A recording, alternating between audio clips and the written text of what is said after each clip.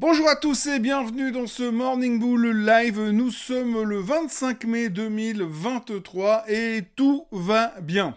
Ou presque, hein. Grosso modo, ils n'ont pas encore trouvé d'accord sur la dette. C'est pas très clair ce qu'ils pensent sur les minutes du FOMC meeting. Mais par contre, Nvidia nous a fait une révolution.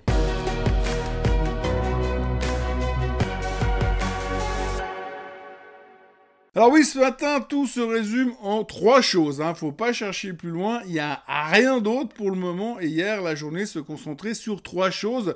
Tout d'abord, bien sûr, le 14e épisode de la saison Netflix, le plafond de la dette, qui ne trouve toujours pas la conclusion finalement de cette série.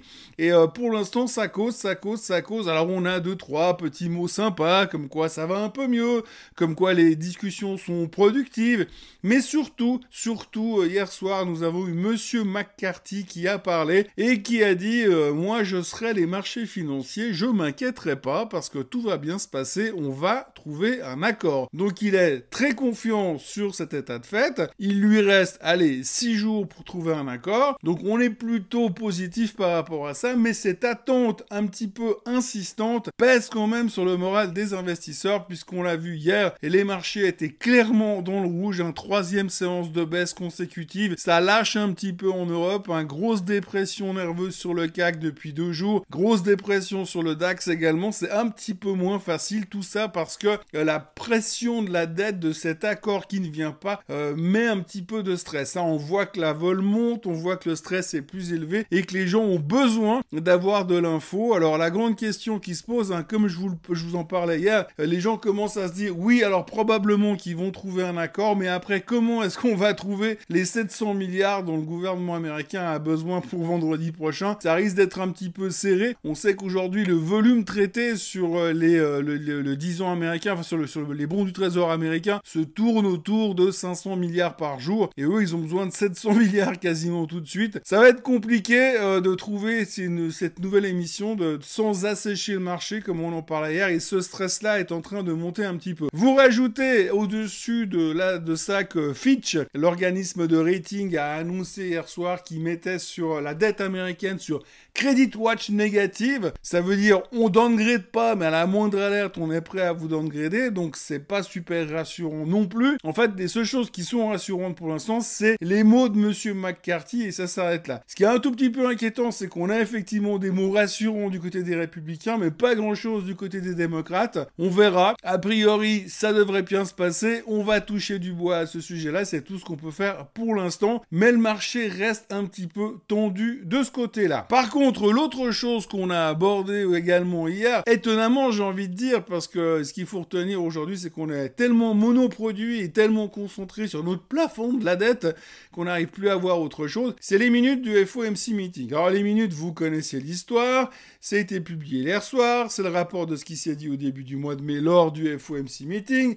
Bref, et ce qu'il faut en retenir, c'est que, les présidents de la Fed, les membres de la Fed sont divisés. Alors c'est pas forcément une énorme surprise, parce que si on regarde un petit peu ces dernières semaines, on a eu plusieurs membres de la Fed qui sont venus dire que ce serait peut-être pas complètement idiot de monter encore une fois les taux en juin pour vraiment montrer à l'inflation que c'est nous les bonhommes et nous les plus forts. Et puis on a quand même eu Monsieur Powell vendredi dernier qui est venu nous dire que lui, il était pas super convaincu qu'il fallait encore monter les taux. Bon, Powell, il a un petit peu le cul entre deux chaises parce qu'il sait que de toute façon, si à force de monter les taux, il met l'économie en récession, ça sera de sa faute. Et puis s'il monte pas assez les taux et que l'inflation continue de persévérer, on va dire, ce sera de sa faute aussi. Donc de toute façon, ce sera sa faute. Donc c'est un petit peu embêtant pour lui. On peut comprendre qu'il soit un peu plus timoré. Mais effectivement, le rapport du FOMC meeting, ces minutes, faisait clairement état du fait que les gens aujourd'hui, les membres de la Fed sont clairement divisés et qu'il y a probablement 3 chiffres qui vont influer sur la décision qui sera prise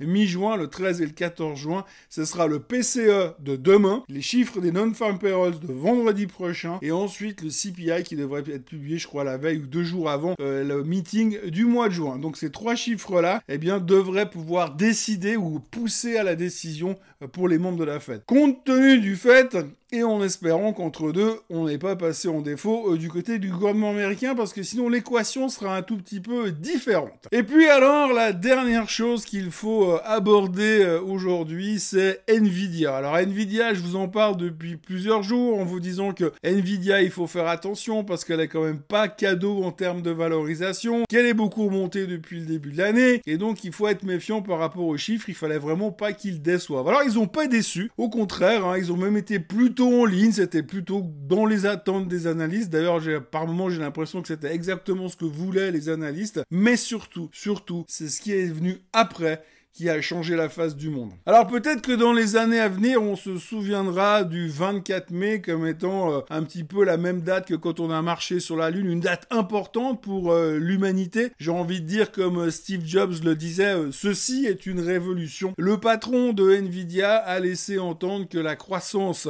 et la demande des chips pour l'intelligence artificielle allait exploser ces prochains temps. C'est les termes qu'il a utilisés, exploser, et il a parlé de maintenant, là, tout de suite. Donc en gros, ils ont même carrément dit qu'ils étaient incapables de calculer la croissance à laquelle la demande va arriver sur ce secteur-là, mais pour lui, c'est plutôt énorme. Il a réussi à identifier que ça par un terme plutôt énorme et pas forcément par des chiffres. Donc il est méga bullish sur la croissance de l'intelligence artificielle. Il explique que les data servers, ils vont devoir complètement changer leur système, que ça va être des milliards et des milliards qui vont être investis là-dedans. Et donc, eux sont en première ligne pour en bénéficier. La croissance va donc être explosive. Alors forcément, quand vous avez un CEO qui vous balance des mots comme ça après la clôture, un soir, en pleine négociation sur le plafond de la dette, où on est sûr de rien, et puis qu'on se dit que tout d'un coup on est passé de l'enfer au paradis et qu'on a un espèce de miracle qui se présente devant nous, eh bien on peut rien faire d'autre que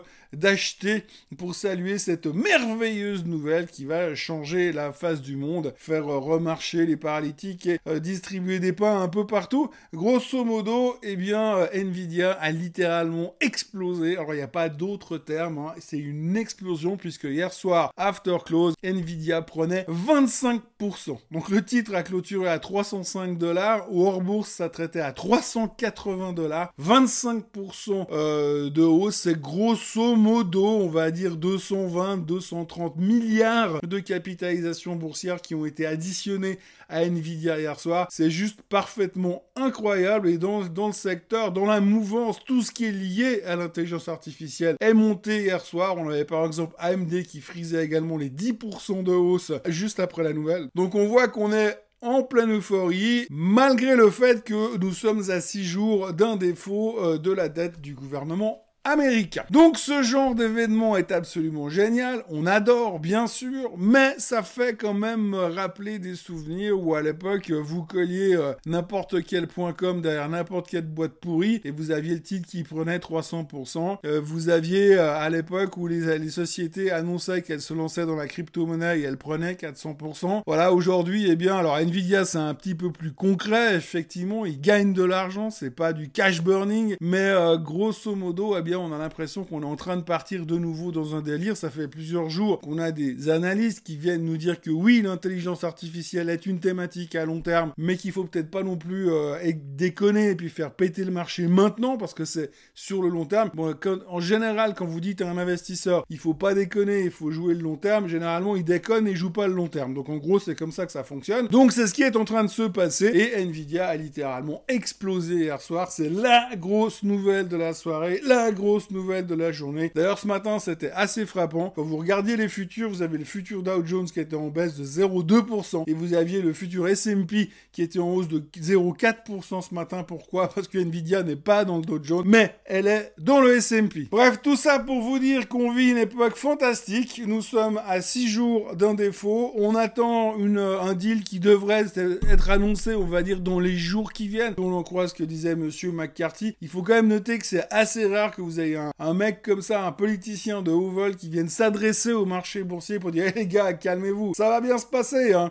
C'est quand même assez rare que ça se produise, donc il faut quand même le noter. Donc on va dire que ça devrait se régler. Après, il faudra voir comment ça va être digéré par les marchés obligataires parce qu'il va falloir lever des capitaux pour renflouer les caisses du gouvernement et ça, c'est pas gagné. Et puis pour l'instant, la Fed est en retrait, elle ne sait pas, elle veut la vue et on verra ces prochaines semaines. En gros, on n'en sait pas plus que ça. Au niveau nouvelle, Noël, c'est Waterloo, Morne-Plaine, et on va se concentrer encore une fois sur ces événements qui, je sais, ne sont pas les plus passionnants du monde, mais il faut vivre avec ça, et je vous promets que dans quelques semaines, quand tout ça sera derrière nous, on pourra de nouveau en rigoler, enfin, normalement, mais à chaque fois qu'on nous fait le coup sur le plafond de la dette, c'est le même cirque qui recommence. Passez une excellente journée, n'oubliez pas de vous abonner à la chaîne Suisse Côte en français, vous verrez, des jours c'est beaucoup plus passionnant que ça, et puis n'oubliez pas de liker la vidéo et de revenir demain matin pour conclure la semaine et pour le Swiss Bliss. Passez une très très bonne journée, bye bye.